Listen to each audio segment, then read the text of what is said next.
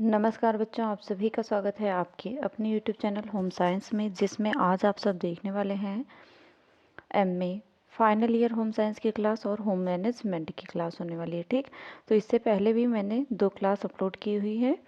आप जो नहीं देखे हैं वो होम मैनेजमेंट की दोनों क्लास ज़रूर अटेंड करें, क्योंकि सभी महत्वपूर्ण प्रश्नों को मैंने इन सभी क्लासों में शामिल किया है। तो आज का सेशन जो होने वाला है बहुत ही महत्वपूर्ण होने वाला है, इसलिए ज़्यादा से ज़्यादा लोग जुड़ें और जितना अधिक हो सके शेयर करें, लाइक अवश्य करें।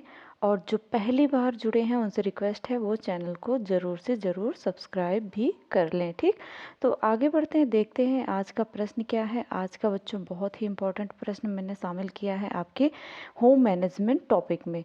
तो आपका सेकेंड पेपर होम मैनेजमेंट जो है उसमें प्रश्न ये बहुत ही इम्पोर्टेंट बनता है कि होम मैनेजमेंट क्या होता है, what is home management. Okay, तो होम मैनेजमेंट क्या है सबसे पहले आपको ये पता होना चाहिए। ठीक, तो विस्तार से समझाइए कि आप गृह के जो गृह है, घर है को किस प्रकार अच्छी तरह चला सकते हैं, होम को किस तरह से मैनेजमेंट करेंगी, उसका प्रबंधन कैसे करेंगे, इसके लिए आपको किन किन बातों को ध्यान में रखना चाहिए और किन किन बातों की आवश्यकता होती है।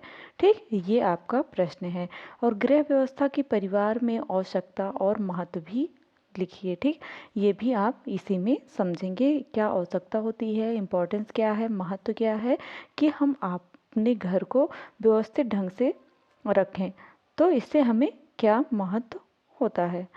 ओके, तो बच्चों स्क्रीन पर देख पा रहे हैं आंसर। अभी तक जो लाइक नहीं किए हैं लाइक कर दें और अधिक से अधिक वीडियो को शेयर अवश्य करें। शेयर लाइक आप सब ज़रूर से किया करें। ओके, और जो नहीं चैनल को सब्सक्राइब किए हैं वो ज़रूर से ज़रूर चैनल को सब्सक्राइब कर लें, क्योंकि इससे आपको ही लाभ होगा। जैसे ही मैं कोई वीडियो अपलोड करती हूँ आपके पास नोटिफिकेशन पहुँच जाता है। ओके, इसलिए ज़रूर से ज़रूर चैनल सब्सक्राइब कर लें।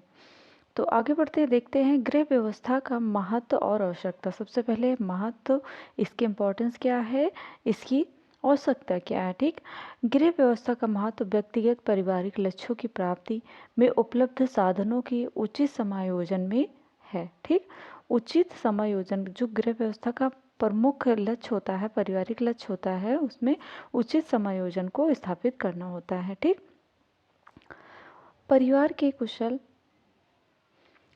के कुशल व्यवस्थापन के लिए गृहिणी एक परिवार में संयोजक, आयोजक तथा निर्देशक का कार्य करती है, और वही गृहिणी अपनी यह भूमिका कितनी कुशलता से निभाती है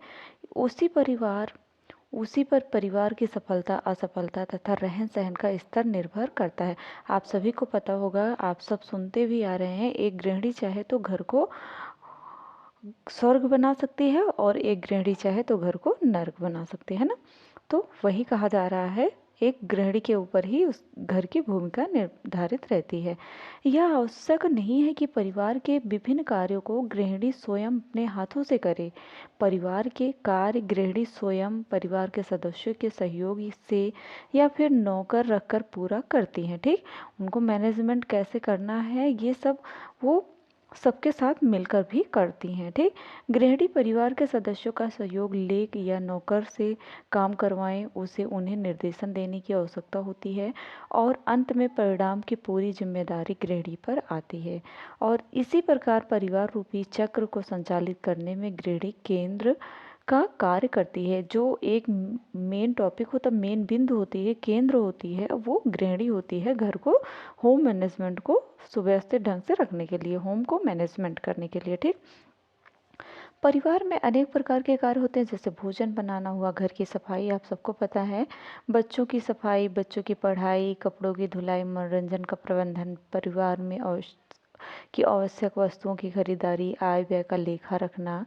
वर्तमान समय में बदलती परिस्थितियों में गृहिणी यह सब कार्य स्वयं नहीं करती, वह इन कार्यों में अपने जीवन साथी, परिवार के सदस्यों, नौकरों की सहायता लेती हैं। ठीक, इन सभी कार्यों में आपका जीवन साथी जो है वो भी सपोर्ट करता है, और नौकर भी हैं, आपके घरेलू कार्यों को पूरा करते हैं। ठीक, इन कार्यों की सफलता असफलता की अंतिम जिम्मेदारी गृहिणी की ही होती है। अगर वो अच्छे ढंग से पूर्ण होता है तब भी गृहिणी ही जिम्मेदार होती है, अगर असफलता मिलती है तब भी गृहिणी ही जिम्मेदार होती है, क्योंकि गृहिणी को उन अपने इन उत्तरदायित्वों को पूरा करने के लिए गृह व्यवस्था करते समय गृह व्यवस्था के सिद्धांतों को ध्यान में रखना आवश्यक होता है।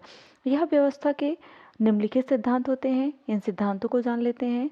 फर्स्ट आता है परिवार के सुख समृद्धि के लिए आवश्यक आवश्यकताओं की पूर्ति करना, क्योंकि परिवार की आवश्यकताओं को दो भागों में बांटा जाता है। एक तो होता है हमारा मनोवैज्ञानिक आवश्यकता, ठीक। तो मनोवैज्ञानिक आवश्यकता में ये वे आवश्यकताएं होती हैं जो शारीरिक तथा मानसिक विकास दोनों के लिए आवश्यक होती हैं। बच्चों ऐसे समझ लीजिए, जो आपके मनोवैज्ञानिक, जो आपके अकॉर्डिंग, जैसे आपके शारीरिक संबंधित हों, आपकी खुद खुद से संबंधित हो, जैसे भोजन हुआ, वस्त्र हुआ, मकान हुआ, आपकी आवश्यकता है, आपकी विलासिता से संबंधित भी हो सकते हैं। तो ये सब क्या है, आप ऐसे भी समझ चुके होंगे। ज़्यादा टॉपिक विस्तार से वीडियो ज़्यादा बड़ा हो जाएगा। फिलहाल चल देते हैं, तेज़ी से रिपीट कर देते हैं, ठीक। इसमें भोजन, वस्त्र, मकान आ जाते हैं। परिवार की समृद्धि और शांति के लिए परिवार के प्रत्येक सदस्य का जीवन रक्षक आवश्यक आवश्यकताओं को पूरा करना आवश्यक है। किसी भी व्यक्ति की आवश्यक आवश्यकताएं भोजन, वस्त्र, आवास होती हैं, ठीक। यही मेन 3 आवश्यकताएं होती हैं किसी भी व्यक्ति की। गृहिणी का कर्तव्य है कि वह परिवार के सदस्यों की उन आवश्यक आवश्यकताओं को भी उस सीमा तक पूरा करे कि आवश्यकताएं उस सदस्य को कार्य क्षमता को बनाए रखें, क्योंकि यदि ये आवश्यकताएं उस सीमा तक पूरी नहीं होती हैं और सदस्यों की कार्य क्षमता में कमी आ जाती है तो सदस्य अशांत, चिड़चिड़े हो जाते हैं और परिवार को की शांति समृद्धि बढ़ाने की अपेक्षा कम हो जाती है और आवश्यकता की पूर्ति से असंबंधित विभिन्न तथ्य इस पर आकार हैं, ठीक। मैंने पहले बताया भोजन, वस्त्र, मकान, ये आवास, आपका ये तीनों मनोवैज्ञानिक आवश्यकताएं होती हैं। तो आगे देख लेते हैं। आप ऐसे ही, आपको पता है फर्स्ट ईयर में आपने फूड एंड न्यूट्रिशन साइंस पढ़ा है। परिवार के प्रत्येक सदस्य को उसकी आयु, लिंग, कार्यशीलता, जिनको साफ नहीं दिखाई दे रहा है वो आप सब टेलीग्राम पर जाकर के PDF डाउनलोड कर लें, वहाँ से आसानी से पढ़ सकते हैं, रिवीजन कर सकते हैं, ठीक। आधार पर असंतुलित भोजन मिलाना चाहिए, इसके लिए अग्रलिखित बातों का ज्ञान गृहिणी के लिए आवश्यक है। परिवार के सदस्य की आयु और भोजन संबंधी रुचियों का ज्ञान, ठीक। एक गृहिणी को इनका ज्ञान होना चाहिए, क्योंकि पौष्टिक भोजन तथा सस्ते मूल्य वाले पौष्टिक भोज्य पदार्थों का ज्ञान हो, बाजार का ज्ञान जहां अच्छा और सस्ता भोज्य पदार्थ मिल सके, भोजन पकाने की उन विधियों का ज्ञान जो भोजन के भोज्य मूल्यों को नष्ट न करें, आहार आयोजन के सिद्धांतों का ज्ञान तथा भोजन परोसने का आकर्षक ढंग। नेक्स्ट आता है वस्त्रों की आवश्यकता की पूर्ति के लिए किन किन बातों को ध्यान में रखना चाहिए एक गृहिणी को। विभिन्न वस्तुओं जो फैब्रिक है उसकी पहचान होनी चाहिए। मौसम के अनुसार परिवार के सदस्यों की कपड़ा से संबंधित आवश्यकताएं ध्यान में रखना चाहिए। कपड़ा को सीना, कपड़े के टिकाऊपन को बढ़ाए रखने के लिए धुलाई, स्टार्च, प्रेस आदि, ये सब फटे कपड़ों की मरम्मत, इनकी ये सब नॉलेज होना चाहिए, ठीक। मकान में जैसे कि मकान में है, मकान की सफलता इसी पर होती है कि परिवार के सदस्य प्रत्येक आवश्यकता की पूर्ति हो सके। इसके लिए निम्नलिखित बातें अपेक्षित हैं। फर्स्ट आता है परिवार में कौन कौन सी क्रियाएं ऐसी हैं जिन्हें एक साथ एक जगह किया जा सकता है। मकान में अच्छे वायु और सूर्य का प्रकाश का प्रबंध होना चाहिए। मकान साफ सुथरा होना चाहिए। गा आता है आपका घर में उचित विश्राम तथा मनोरंजन का प्रबंध होना चाहिए। ऐसे समझ लीजिए उचित विश्राम जहाँ पर रेस्ट करें, आपको कंफर्टेबल फील हो, और मनोरंजन के लिए जैसे कुछ खेल कूद के लिए टीवी वगैरह, ये सब होना चाहिए, ठीक। नेक्स्ट आता है घर का वातावरण। घर का वातावरण सुख, शांति, समृद्ध होना चाहिए। ये भी गृहिणी के ऊपर डिपेंड करता है, क्योंकि अगर वहाँ घर का आचरण सुख शांति के साथ सभी लोग समायोजन की आवश्यकता चाहते हैं, ठीक। उसके बाद आता है आपका सेकंड आता है आय व्यय में संतुलन रखना। फर्स्ट आता है मनोवैज्ञानिक आवश्यकता, सेकंड है आय व्यय में संतुलन रखना, क्योंकि आय व्यय में संतुलन रखना कहीं अपने में बहुत इम्पोर्टेंट होता है। परिवार के अभी तक जो सब्सक्राइब नहीं किए हैं, लाइक नहीं किए हैं या शेयर नहीं किए हैं, ये सब कर दिया करो। बीच में हम बोलना नहीं चाहते, क्योंकि बोलने से टॉपिक इधर से हो जाता है। ठीक। विभिन्न कार्यों की धुलाई परिवार की आर्थिक स्थिति। परिवार के पास यह एक ऐसा साधन होता है जिसकी मात्रा सीमित होती है और इसके द्वारा विभिन्न आवश्यकताओं की पूर्ति करनी होती है। परिवार के आय व्यय को संतुलित रखने के लिए का एक उपाय है पारिवारिक बजट। पारिवारिक बजट परिवार के आय व्यय का संतुलन रूप होता है, और जब लिखित रूप में आय व्यय का हिसाब सामने होता है तो आय कम होने पर व्यक्ति अपने व्यय में कटौती कर संतुलन कर लेता है। ठीक। परिवार में बजट बनाने में जो गृहिणी होती हैं, गृहिणी को परिवार में आने वाली मासिक आय का पूरा ज्ञान होना चाहिए। उसके बाद परिवार में होने वाले विभिन्न व्यय के मदों को उनकी आवश्यकता और महत्व के अनुसार बांट लेना चाहिए। ओके। और आय को परिवार के विभिन्न व्यय में बांटते समय